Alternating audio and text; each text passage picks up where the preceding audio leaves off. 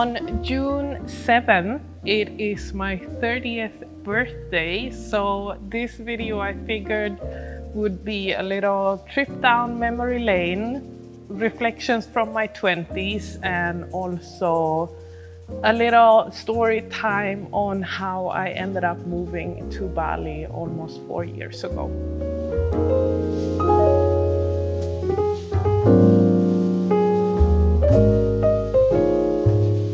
So when I turned 20, my life was mostly about politics. I had just worked as a campaign manager during 2 elections in 1 year, and I had run my own political campaign also. So this was mostly my life when I turned 20. I got involved in politics when I was 15 years old, and I'm so thankful for a lot of things that I learned during my time in politics. Of course, one thing is that I learned so much about different topics and different areas, and a lot about the world, but also about, of course, debating and expressing my opinion. But one big thing that I think I really learned from politics is how complex political issues can be and how the world is not black or white, which I think is very important today. And I wish that politics wasn't as polarized as it is today. And another thing that I'm so grateful for when it comes to my time in politics is, of course, all the friends that I met during this time, especially when I turned 20, because when I turned 20, I decided to move to the capital of Sweden, Stockholm, and it was so much easier to do, I think, because I already knew a lot of people there that I gotten to know over the years from politics. So in my early 20s, I would say that my life kind of took 2 turns that affected a lot of where I am today and who I am today and what I do today. So one of the things is that I started working with business-to-business sales. I think I've always been kind of good at sales, and my career was going really good. So when I turned 22, I was working as a manager, and by the time I turned 24, I was working as a COO at the same company.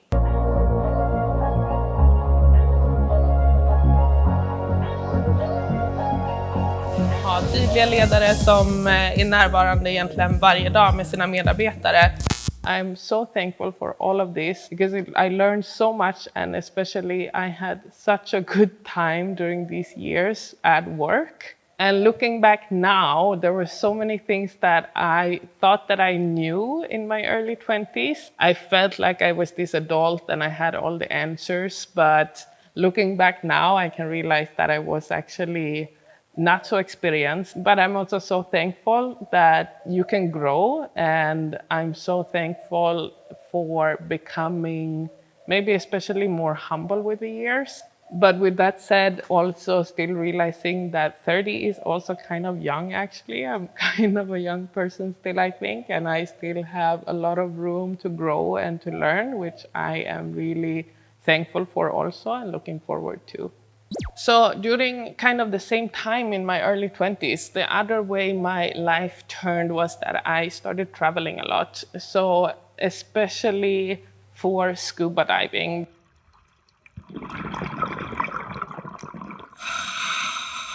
When I was 19, I learned how to scuba dive actually in north of Sweden in a small lake. So I started traveling over the years. Every time I had time off from work, I went traveling. I went traveling a few longer periods of time also. I went to Thailand, Cambodia, Vietnam, Spain, to Iceland, Egypt, Philippines, to Indonesia, just kind of everywhere that I wanted to go to scuba dive.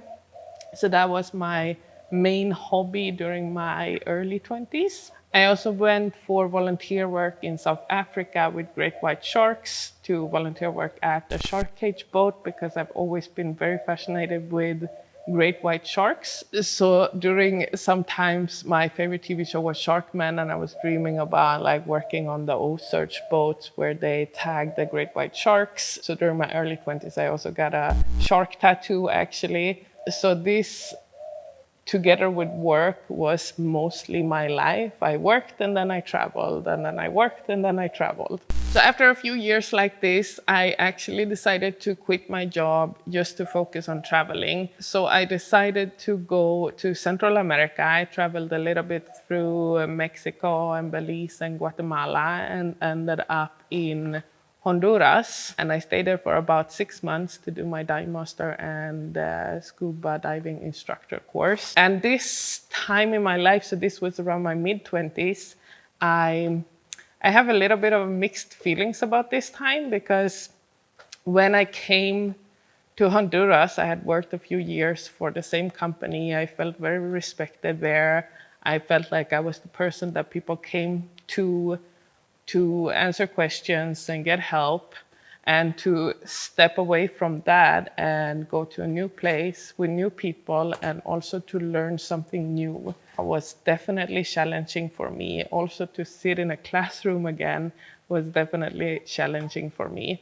But at the same time, I'm so happy for this, because I think it definitely made me step a little bit out of my comfort zone and give me a little bit of a slap in the face. And it really made me realize how much I have to learn and that I need to be open to learn.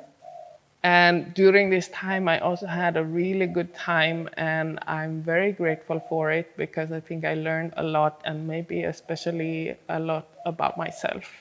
So after 6 months in Central America, I decided to go back home for a while before I wanted to go and travel again. So the plan was actually to go to Australia, but I didn't plan it very well, because I didn't really apply for the visa in time. And then I realized that it was quite expensive and a bit of a process. So I just kind of ended up going back to Indonesia, because I've been twice before and I knew that I really loved Bali.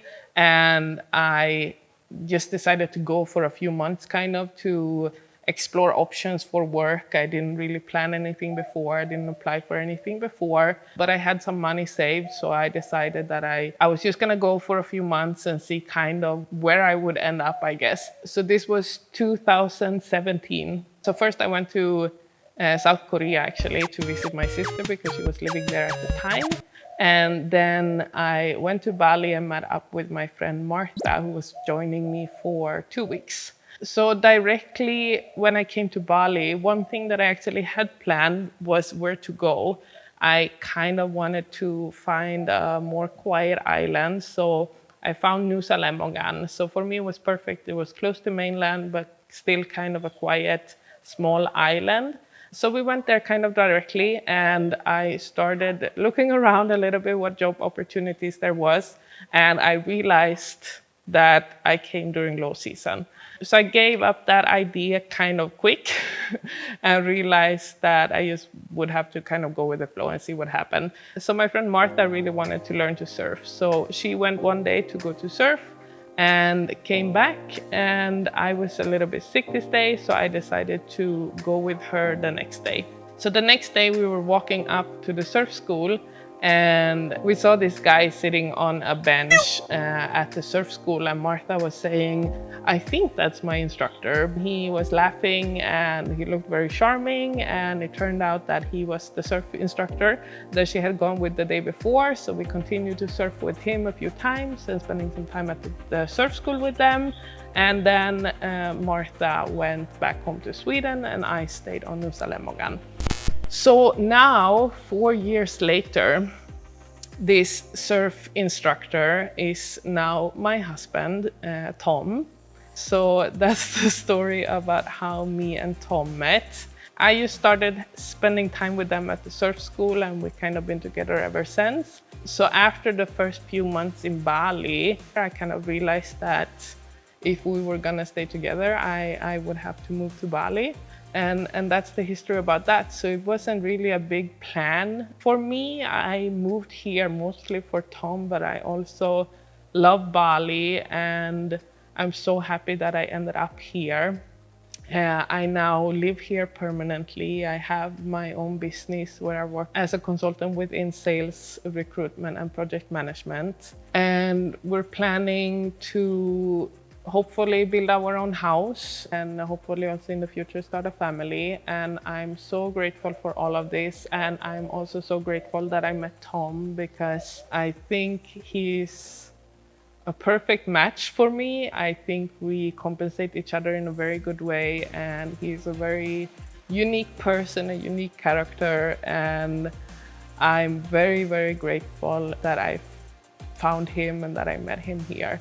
So now when I turn 30, I of course reflect a bit on my 20s. I think it's very good to stop sometime and reflect. And honestly, I'm so grateful for all the things I've done during my 20s and where I ended up, but also for the experience I've had on the way.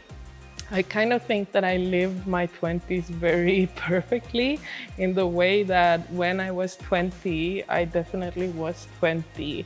And I think some of the things that I did when I was 20, I wouldn't necessarily do today. I wouldn't want to be 20 again. And I feel my age, if that makes sense. So I'm very happy to turn 30. I'm looking forward to it, and I'm definitely looking forward to being in my 30s.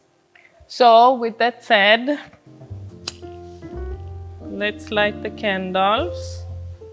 I hope you enjoyed this little recap from my 20s, and I hope you feel like you got to know me a little bit better and my background. If you want to know anything else, just leave me a comment and I will answer that. So with all of this,